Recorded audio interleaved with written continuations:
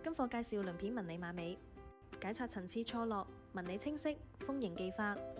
馬尾其他部分唔係重點，按喜好設計就好。用25電棒，下馬尾用飽滿法，噴上有鹽粉嘅乾洗噴霧，用鹽粉都可以，增加摩擦力，方便倒刮。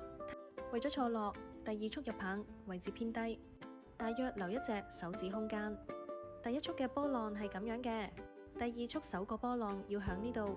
用收緊方法，即係電棒在發片上發尾向左，錯落就出現咗。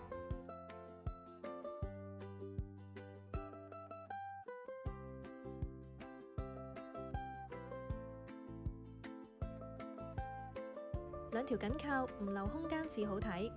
馬尾紋理共6片，由下馬尾承托，咁就唔容易散開。